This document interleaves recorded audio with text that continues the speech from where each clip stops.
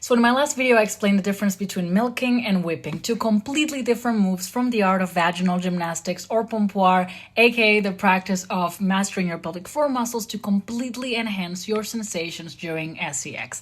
And yes, if you have a male partner, they're going to love it too.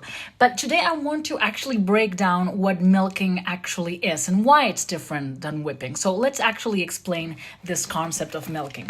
So I always talk about milking in terms of the transverse plane of motion of the vagina. And let me just find this image real quick. So these are the three planes of motion of the vaginal canal: the transverse, the frontal, and the sagittal plane. The transverse plane of motion involves all the exercises that happen in the vertical axis of the vagina, from the entrance all the way to the top. A contraction or a Kegel, for example, is just contracting and relaxing. That's exactly what the transverse plane of motion is. Milking specifically, and let me see if I can find it. By the way, if you want to get the book with everything about vaginal gymnastics, is the first link in our bio.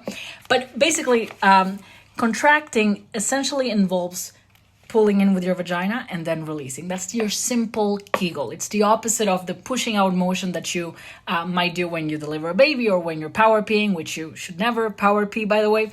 But you're basically sucking in from a straw. How is milking different? Milking essentially means doing, well, I'm not finding it here. There's just too many pictures.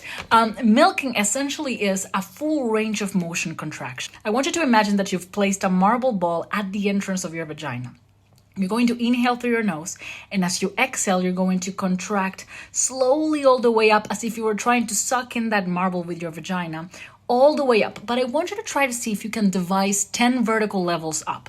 So taking that marble from level 1 at the entrance of your vagina to level 10 at the top near your cervix. So you contract all the way up until you feel like you can't anymore. You've hit a wall, and then you release slowly again, going through each of those levels. At the beginning, you're not going to really be able to see that many differences in levels. You'll be like, okay, there's an entrance and a middle and a top maybe, but there's not like 10 levels. That's insane. But the more you train this exercise, the better you'll get at identifying different levels. And it's not that your vagina somehow got longer, is that you basically improved your ability to control all those little tiny muscle fibers. Much like when people have really developed pecs, they can make them bounce. So yes, they're able to control the muscles much better with much better coordination because they're more developed. So the more you develop these muscles, the more you're going to be able to actually control all those little tiny muscle fibers. That's what milking is. In the next video, I'm going to explain to you how whipping works. And again, if you want to learn more about this, I have step-by-step tutorials in the book, in my program, in a bunch of these videos. There's just a bunch of content on vaginal gymnastics that we created, and it's amazing for your pleasure, and I want you to try it out.